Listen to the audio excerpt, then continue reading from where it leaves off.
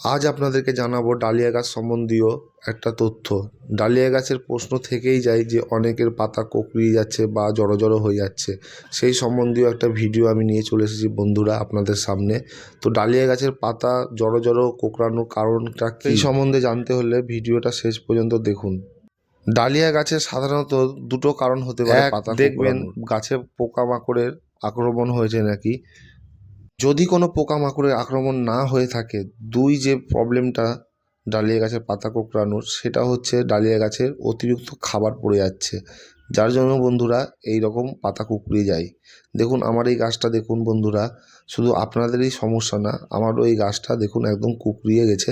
আবার এটাকে ভালো করে যদি আমি আপনাদেরকে দেখাই পাতাটাকে কোঁকড়ানো জায়গাটা, তো কোনো পোকামাকড়ও নেই। তো আমার এই গাছটার খাবারের ডোজ খুব বেশি পড়ে গেছে, যার কারণে এরকম হয়ে গেছে। তো খাবার দিয়ে আমি বন্ধ করে দিয়েছি। দেখুন আবার আমার গাছের পাতাগুলো সব এরকম সবুজ ষাট হয়ে বেরোচ্ছে, নতুন নতুন ব্রাঞ্চ। ডালিয়া গাছ এমনই একটা গাছ বন্ধুরা, ডালিয়া গাছে সব গাছের থেকে আলাদা। ডালিয়া গাছে খাবার দিলেই সঙ্গে সঙ্গে সেই খাবারটা ওরা পাতায় ধারণ করে ফেলতে পারে, যার কারণে পাতা এদের কুঁকড়িয়ে যায় বা জড়ো জড়ো হয়ে যায়।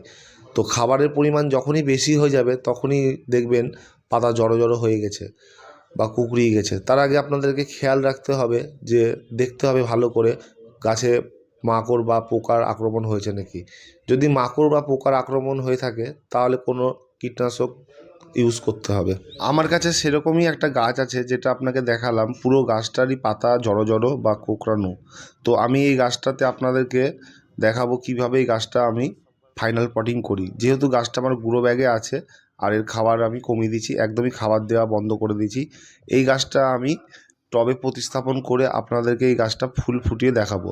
নেক্সট কোনো ভিডিওতে আপনাদেরকে এই গাছের আমি ফুল দেখাবো। তো আজকের ভিডিওটা এখানে শেষ করছি বন্ধুরা। ভিডিওটা যদি কোনো রকম ইনফরমেশনযুক্ত মনে হয় তাহলে লাইক, কমেন্ট আর একটা সাবস্ক্রাইব করে দিবেন। দেখা হচ্ছে নেক্সট কোনো ভিডিওতে।